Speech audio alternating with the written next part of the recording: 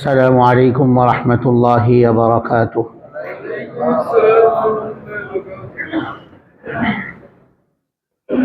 الحمد لله نحمده ونستعينه ونستغفره ونؤمن به ونتوكل عليه ونعوذ بالله من شرور أنفسنا ومن سيئات أعمالنا. من يهده الله فلا مضل له ومن يضلله فلا هادي له. ونشهد أن لا إله إلا الله وحده لا شريك له ونشهد أن محمدا عبده ورسوله صلى الله تعالى عليه وعلى آله وأصحابه وبارك وسلم تسليما كثيرا.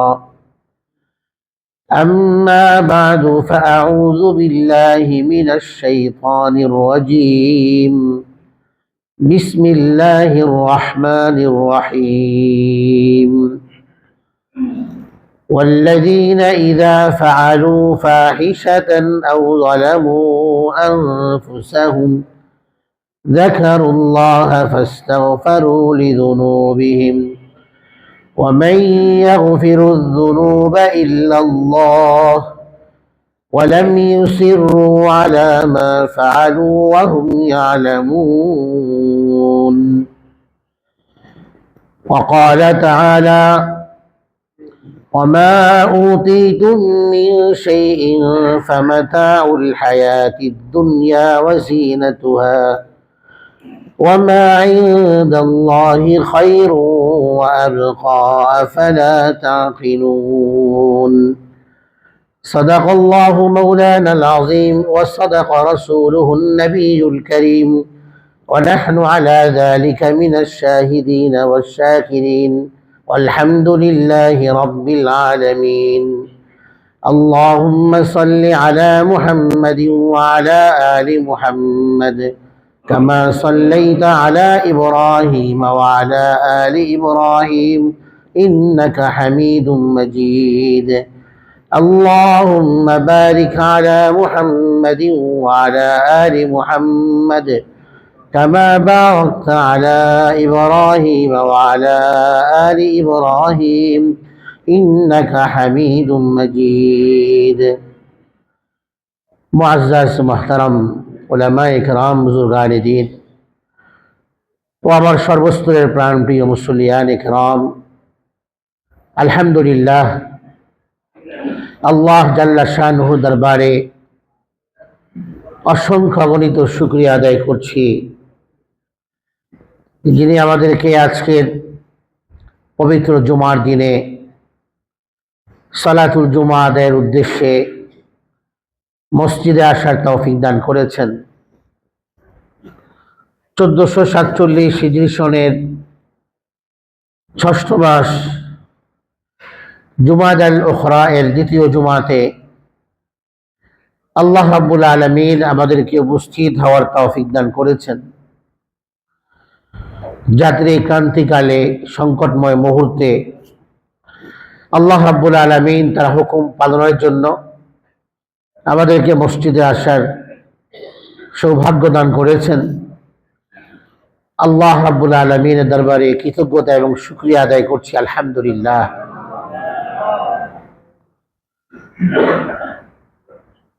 এমন একটা সময় আমরা পার করছি অনিশ্চয়তার সাথে, যে প্রতিনিয়ত একটা শঙ্কা, একটা ভীতিকর পরিস্থিতি, কিছুটা বিলম্ব করে করে ভূমিকম্প হওয়া, জমিনের প্রকম্পন হওয়া,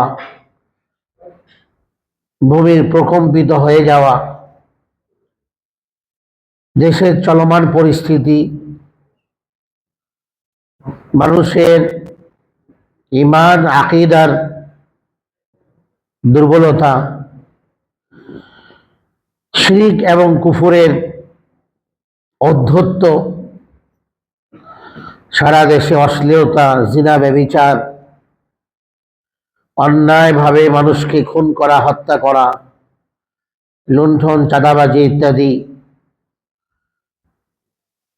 বিভিন্ন ধরনের অপকর্ম, বিভিন্ন ধরনের জুলুম, অত্যাচার ইত্যাদি মানুষকে শঙ্কিত করে তুলেছে। বহু মানুষ ভয়ে শহর ছাড়ছে। এক ভীতিকর পরিস্থিতিতে সময়ে আমরা আমাদের দিনগুলোকে অতিবাহিত করছি। এই অবস্থাতে আমাদের করণীয় কাজ কি? এই অবস্থা থেকে পরিত্রাণ পাওয়ার উপায় কি? চলমানের সংকট থেকে নিরাপত্তা লাভের উপায় কি? কি কাজ করলে আমরা এই ধরনের দুরবস্থা থেকে, আল্লাহ তাআলার আযাব থেকে, মুসিবত থেকে, এ ধরনের বিপদ থেকে, শঙ্কা থেকে বাঁচতে পারবো? আল্লাহ রাব্বুল আলামিন আমাদেরকে আল্লাহর কাছে চাইতে বলেছেন। আল্লাহর কাছে চাইতে পারা, আল্লাহর কাছে দোয়া করা, এটা তো অনেক বড় এক আমল, যে আল্লাহ চাইলে খুশি হন। আমরা আমাদের প্রত্যেকের অবস্থা জানি। বহু মানুষ বহুত বিপদগ্রস্ত, যার ব্যথা কষ্ট সে নিজেই বুঝে, আরেকজন তো তার কষ্ট অনুভব করতে পারে না। এই অবস্থাতে আল্লাহর কাছে চাওয়া, আল্লাহর কাছে বিনীত হওয়া, আল্লাহ মুখিতা এবং আল্লাহর কাছে খুব বেশি বেশি তার অভিমুখী হয়ে যাওয়া, এটা আমাদের জন্য প্রয়োজন। আল্লাহ তাআলাই পারেন এই সংকটকে দূর করতে। আল্লাহ তাআলাই পারেন এই দুরবস্থাকে সুন্দর এক অবস্থার মধ্য দিয়ে পরিবর্তন করতে। এটা আমাদের ঈমান এবং এটা আমাদের আকীদা, বিশ্বাস। সব ধরনের দুরবস্থা দূর করতে একমাত্র আল্লাহ তাআলাই পারেন। আল্লাহ যদি চান যে দুরবস্থাকে ভালো করবেন, তাহলে সেটাকে প্রতিহত করার কারো ক্ষমতা নেই।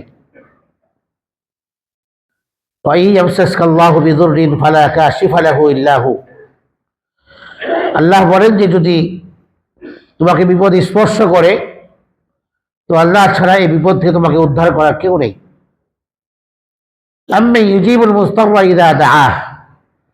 একজন বিপদগ্রস্ত ব্যক্তি, সংকটে অবস্থানকারী ব্যক্তি,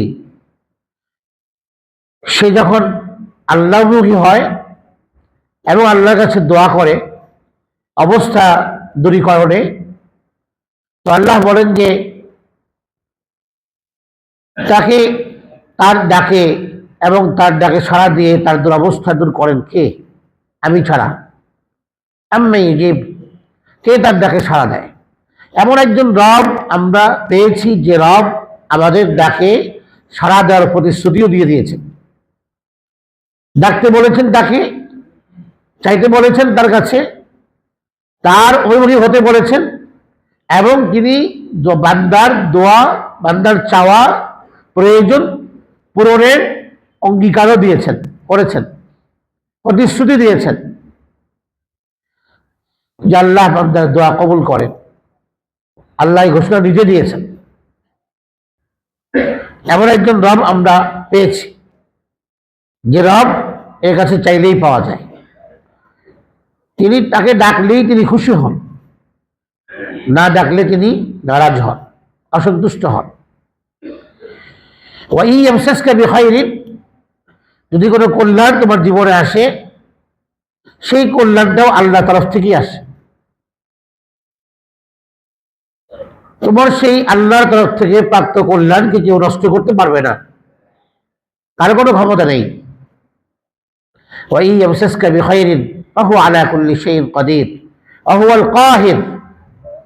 তিনি প্রভাব প্রতিপত্তির অধিকারী। কেমন? আল্লাহর পরিপূর্ণ নিয়ন্ত্রণ তার বান্দাদের উপরে। আল্লাহ প্রতাপশালী, শুধু তো বলি এটা, কতটুকু অনুধাবন করি যে আল্লাহ সবচেয়ে বড় শক্তিশালী? আল্লাহর সামান্য একটা ঝাপটা যদি এত 4-5 সেকেন্ডের 7 সেকেন্ডের একটা ঝাপটা যদি মানুষের সবকিছুকে লন্ডভন্ড করতে পারে, তাহলে যে ইসরাফিল আলাইহিস ইসলামের হাতে আল্লাহ তাআলা সিংহা দিয়ে বসিয়ে দিয়েছেন, তিনি এটাতে ফু দিবেন, কিয়ামত কায়েম হবে, দুনিয়া ধ্বংস হবে, পাহাড় চূর্ণ বিচূর্ণ হবে, যার কথাগুলো আল্লাহ কোরআনে কারিমে বলেছেন, আল কারিয়াহ মাল কারিয়াহ, যে আওয়াজ নককারীকে জানো, মা আদরাকা মাল কারিয়াহ,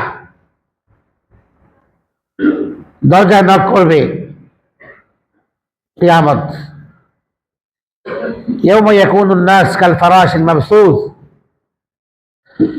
যেখানে পাহাড়গুলো তোলার মতো হবে, ধনীও তোলার মতো উঠতে থাকবে, মানুষ উঠতে থাকবে কীট পতঙ্গের মতো। ইসরাফিল আলাইহিস ইসলামের হাতে যে সিংহা, অনুফিখা ফিস সূর, যখন তিনি সেই সিংহায় ফুৎকার দিবেন, ফাসাইকা মান ফিস সামাওয়াতি ওয়া মান ফিল আরদ, তো এই যে অবস্থা কিয়ামতের সেই ভীতিকর চিত্র, সব লন্ডভন্ড হবে, চূর্ণ বিচূর্ণ হবে এক ইসরাফিল আলাইহিস সালামের ফুৎকারে। তাহলে সেই ইসরাফিলের হাতের শক্তি কেমন?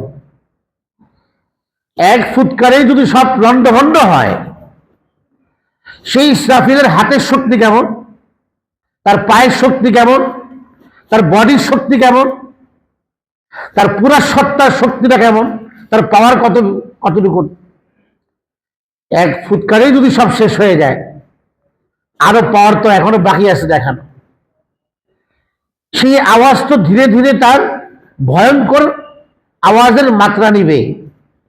প্রথমে সেই আওয়াজ খুব মিষ্ট মধুর হবে, মানুষ তার কাজে কর্মে ব্যস্ত থাকবে, হঠাৎ আওয়াজ আসতেছে খুব মিষ্ট মধুর, কোত্থেকে আসছে আওয়াজ, সবার কানে আসবে, মানুষ জানালা খুলবে, আওয়াজ পাবে, কোত্থেকে আসছে আওয়াজ, ধীরে ধীরে আওয়াজ ভয়ঙ্কর রূপ এর ধারণ করবে, এক পর্যায়ে সবকিছু ধ্বংস হবে।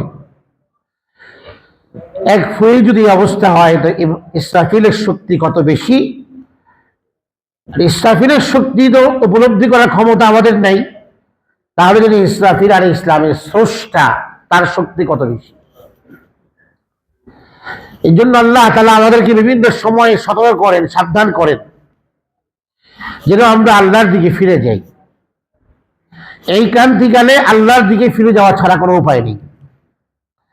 এর সমাধানই হচ্ছে আল্লাহর দিকে ফিরে যাওয়া, যাকারুল্লাহ, আল্লাহকে স্মরণ করে আল্লাহর দিকে ফিরে যাওয়া। আমরা অনুসরণ করব কার অনুসরণ করব? কোরআনে কারীম বলে, হযরত লুকমান আলাইহিস সালাম সন্তানকে অনেকগুলো সরদারি উপদেশ দিয়েছিলেন। এক একটি উপদেশের একটি অক্ষর স্বর্ণ দিয়ে বাঁধাই করার মতো, এর চেয়ে অনেক দামি। এত দামি নসিহত, এত দামি উপদেশ, অমূল্য, এত বেশি দামি নসিহত, উপদেশমালা, যে রব্বুল আলামিন তার উপদেশকে পছন্দ করে কোরআনে কারিমে জায়গা দিয়ে দিয়েছেন। তো কোরআনে কারিমে জায়গা পাওয়া, স্থান পাওয়া, এটা তো চারটিখানি ব্যাপার নয়। তাহলে সেই লোকটির মর্যাদা আল্লাহ রাব্বুল আলামিনের কাছে কি পরিমাণ! মানুষ তো দুনিয়াতে ইজ্জত সম্মানের পেছনে ঘুরে, ইজ্জত পাওয়ার জন্য, সম্মান পাওয়ার জন্য, নাম ডাক পাওয়ার জন্য। আর আজকে তো এক বিশাল রোগ, ভাইরালের রোগ, বড় আক্রান্ত করেছে মানুষকে এই রোগ। মানুষের মধ্যে এই প্রচ্ছন্ন শিরক, লোক দেখানো মনোভাব, দিনই দুনিয়াবি সব ক্ষেত্রেই এই রোগ মানুষের ভেতরে এতটা জেগে বসেছে যে মানুষ প্রচ্ছন্ন শিরকে লিপ্ত, মুমিন হওয়া সত্ত্বেও। হাদিস রাসূল কারীম সাল্লাল্লাহু আলাইহি ওয়াসাল্লাম লোক দেখানো মনোভাব, যাকে রিয়া বলা হয় দ্বীনের পরিভাষাতে, সেই রিয়া বা সুমআ, মানুষকে শোনানো, মানুষকে দেখানোর মনোভাব, এটা এতটাই মানুষের ভিতরে জেঁকে বসেছে যে মানুষ একটা শিরকের মধ্যে লিপ্ত। শিরক দুই ধরনের হয়, আর শিরকুল আকবার, আল্লাহর সাথে শিরক, কাউকে শরীক করা। এই সূরা ইখলাসের মধ্যে আল্লাহ তাআলা তিনটা বিশ্বাস গ্রহণ করতে বলেছেন, আর তিনটা বিশ্বাসকে নিজের কলব থেকে বের করতে বলেছেন। এই জন্যই তার নাম সূরাতুল ইখলাস। তিনটা জিনিসকে বের করা, খালাস, একে বের করে দেওয়া। তিন জিনিস কি? তিন জিনিস হলো, একটা হলো আল্লাহর কোনো শরীক নেই, এটাকে অন্তর থেকে বের করো, আল্লাহর কোনো শরীক নেই। দুই নম্বর হলো আল্লাহ একাধিক নয়, আল্লাহ একজন, একজন তিনি, আল্লাহু আহাদুন, আল্লাহ এক। আল্লাহ অনেক বেশি, একের অধিক, এই বিশ্বাসকে বের করো অন্তর থেকে। আল্লাহর প্রতি ঈমান, বিশ্বাস, আল্লাহ সম্পর্কে জানেই না, ওটাকে বের করো। এই তিনটাকে বের করে তিনটা জিনিসকে জায়গা দাও অন্তরের মধ্যে। এক নম্বর হলো আল্লাহ শিরিক মুক্ত, আল্লাহর কোনো শরীক নাই, এটা অন্তরে রাখো। আল্লাহ শরীক আছে এই কথাকে বের করো, আল্লাহর শরীক নাই, এটাকে অন্তরে জায়গা দাও। দ্বিতীয় নম্বর, একাধিক আল্লাহর আকীদা, বহুশ্বরবাদী, বহুত্ববাদ, বহু ঈশ্বরে বিশ্বাস, একাধিক রব, এই বিশ্বাসকে বের করো।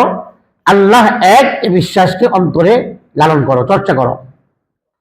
তিন নম্বর হলো আল্লাহ আছেন, আল্লাহর অস্তিত্ব আছে, আল্লাহ হাজির ও নাজির, আল্লাহ সব জায়গাতে আল্লাহ তাআলার অস্তিত্ব, আল্লাহর মনিটরিং, আল্লাহর উপস্থিতি, আল্লাহ বিরাজমান, এই বিশ্বাসকে অন্তরে ধারণ করো। আর আল্লাহ সম্পর্কে আল্লাহ নাই, আল্লাহ সম্পর্কে জানি না, এই কথাকে অন্তর থেকে বের করো। তো তিন জিনিসকে ঢুকানো, তিন জিনিসকে অন্তর থেকে বের করার নাম হলো সূরাতুল ইখলাস।